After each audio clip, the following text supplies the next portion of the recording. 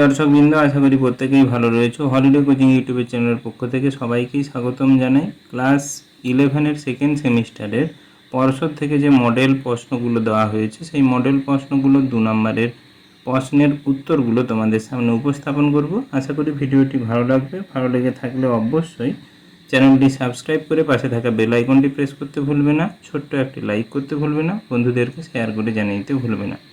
তাহলে চলে যাওয়া যাক মূল ভিডিওতে। তোমাদের প্রথম প্রশ্নটি ছিল যে a 9.0 volume of chlorine gas is heated from 27 degree Celsius to 127 degree at C at constant pressure. What is the final volume? অর্থাৎ একটি ক্লোরিন গ্যাসের আয়তন 9 লিটার এবং তাপমাত্রা 27 ডিগ্রি সেন্টিগ্রেড থেকে 127 ডিগ্রি সেন্টিগ্রেড বাড়ানো হলো নির্দিষ্ট চাপে, তাহলে অন্তিম আয়তন কত বের করতে হবে।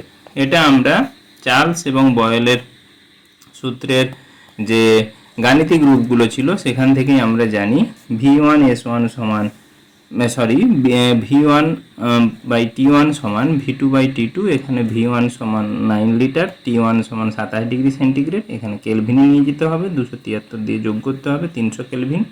V2 কত আমরা জানি না, এর উত্তর বের করতে হবে।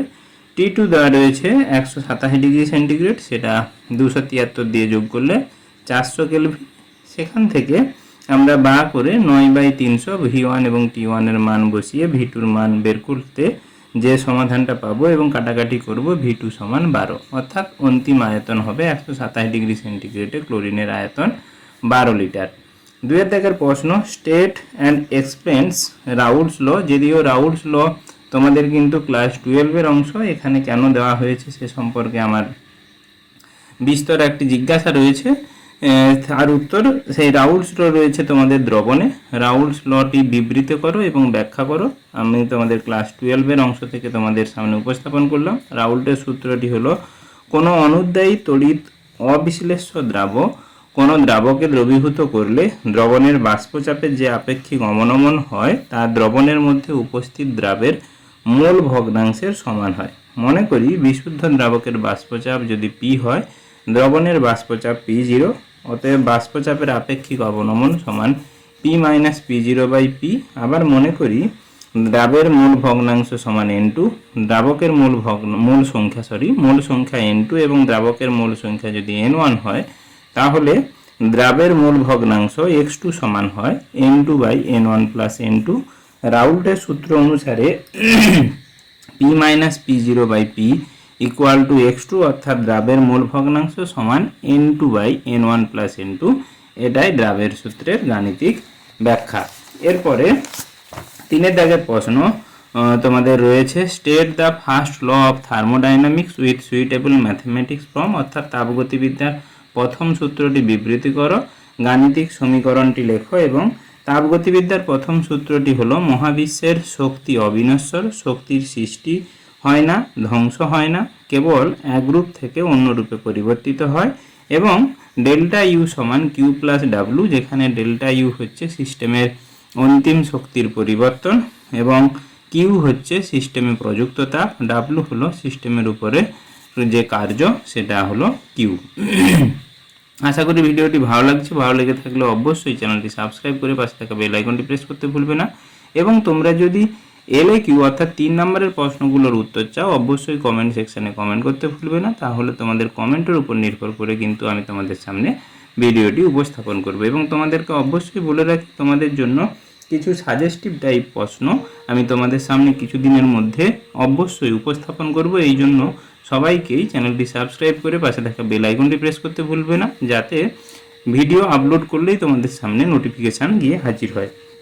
4 প্রশ্ন, state 2 factors that may effect the chemical equilibrium. অর্থাৎ রাসায়নিক সাম্যাবস্থার উপর 2টো প্রভাব উল্লেখ করো। রাসায়নিক সাম্যাবস্থার উপরে তাপের প্রভাব বা তাপমাত্রা পরিবর্তনের প্রভাব। কোনো রাসায়নিক সাম্যাবস্থায় তাপমাত্রা বৃদ্ধি করলে বিক্রিয়া মণ্ডলের প্রবণতা হবে তাপমাত্রা বৃদ্ধির ফলাফলের প্রশমন করা।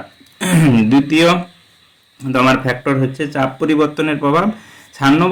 সাম্যাবস্থায় বিক্রিয়া মণ্ডলের উপরে চাপ বৃদ্ধি করলে বিক্রিয়া মণ্ডলের আয়তন হ্রাস পাবে এই পরিবর্তন প্রশমিত করতে বিক্রিয়া মণ্ডল এমনভাবে পরিবর্তিত হয় যাতে বিক্রিয়া মণ্ডলের উপস্থিত অণুর সংখ্যা হ্রাস পায়।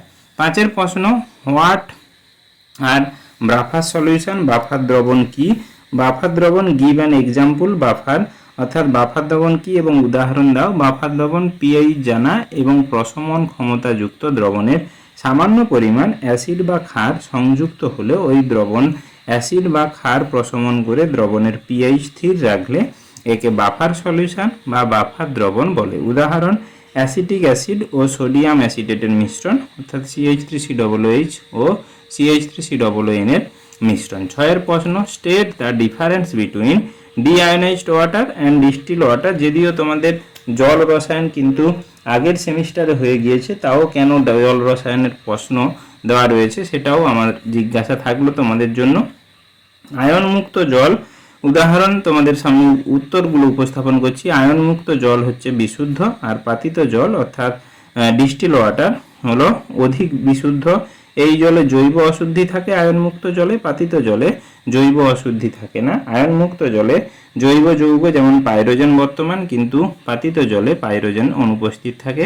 জৈব জলে ব্যাকটেরিয়া, আয়নমুক্ত জলে ব্যাকটেরিয়া থাকতে পারে, পাতিত জলে ব্যাকটেরিয়া থাকতে পারে না। এরপরে 7 দাগের প্রশ্ন। 7 দাগের প্রশ্নটি হয়েছে, what will be the molarity of A 1 normal solution of sulphuric acid, অর্থাৎ 1 নর্মাল H2SO4 এর দ্রবণ মোলারিটিতে কত? আমরা জানি 1 নর্মাল H2SO4 এর দ্রবণ অর্থাৎ তার 1000 ml দ্রবণে তার ইকুইভ্যালেন্ট পরিমাণ যদি ওয়েট দ্রবীভূত থাকে, অর্থাৎ এর ইকুইভ্যালেন্ট ওয়েট হচ্ছে তুল্যাঙ্ক ভার হচ্ছে 49 গ্রাম, H2SO4 দ্রবীভূত থাকলে তাকে বলা হয় 1 normal.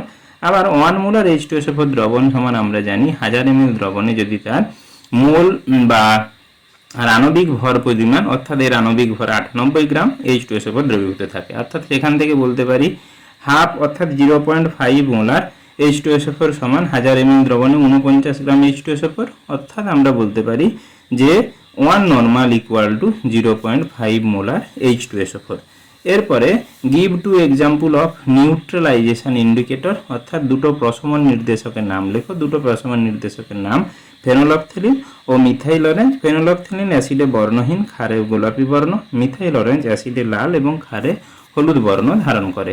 State 1 compound each that are responsible for temporary and permanent hardness of water, অর্থাৎ স্থায়ী ও অস্থায়ী ক্ষরতার জন্য দায়ী দুটো যৌগের উদাহরণ দিতে বলেছে। প্রত্যেকটির জন্য একটা করে। স্থায়ী ক্ষরতার জন্য দায়ী ক্যালসিয়াম ক্লোরাইড CaCl2, অস্থায়ী ক্ষরতার জন্য দায়ী ক্যালসিয়াম বাইকার্বনেট অর্থাৎ CaHCO3 10 প্রশ্ন, what is van der Waals force? Van der Waals বল কি? ভ্যান্ডারওয়াল বল হলো অণু বা পরমাণুগুলোর মধ্যে আকর্ষণ বা বিকর্ষণের একটি দুর্বল শক্তি। এই শক্তি রাসায়নিক বন্ধনের মতো শক্তিশালী নয়, তবে পদার্থগুলোর ভৌত বৈশিষ্ট্য যেমন গলনাঙ্ক, স্ফুটনাঙ্ক নির্ধারণের ভূমিকা পালন করে। 11 প্রশ্ন, what is a aqueous tension, অর্থাৎ জলের পৃষ্ঠটান কাকে বলে? জলের পৃষ্ঠ বরাবর একটি রেখা কল্পনা করলে দেখা যায় জলের সংকোচনের জন্য ওই রেখার একদিকে জলের পৃষ্ঠ এবং অপরদিকে জলের পৃষ্ঠ থেকে বিচ্ছিন্ন হয়ে দূরে চলে যেতে চাওয়া রেখাটির উপর উভয় দিকে টান পড়ে। এই টানকেই বলা হয় জলের পৃষ্ঠটান। Calculate the pH of 0.02 molar solution of nitric acid, অর্থাৎ পিএইচ নির্ণয় করো 0.02 মোলার HNO3। HNO3 ভাঙে H প্লাস NO3 মাইনাস, অর্থাৎ যেহেতু HNO3 কনসেন্ট্রেশন দেওয়া রয়েছে 0.2 মোলার, অর্থাৎ H প্লাসের কনসেন্ট্রেশন হবে 0.02 মোলার। আমরা পিএইচ সমান জানি minus log of concentration of H plus, এখান থেকে পিএইচ সমান মাইনাস লগ অফ 0.02, অর্থাৎ সেটার মান প্রায় 1.7 পিএইচ। অর্থাৎ তোমাদের সামনে সমস্ত প্রশ্নগুলো 2 নম্বরে উপস্থাপন করলাম। আশা করি ভিডিওটি ভালো লেগেছে। ভালো লেগে থাকলে অবশ্যই চ্যানেলটি সাবস্ক্রাইব করে পাশে থাকা বেল আইকনটি প্রেস করতে ভুলবে না। নিত্য নতুন ভিডিওর জন্য চ্যানেলটি সঙ্গে থাকবে। ধন্যবাদ, নমস্কার।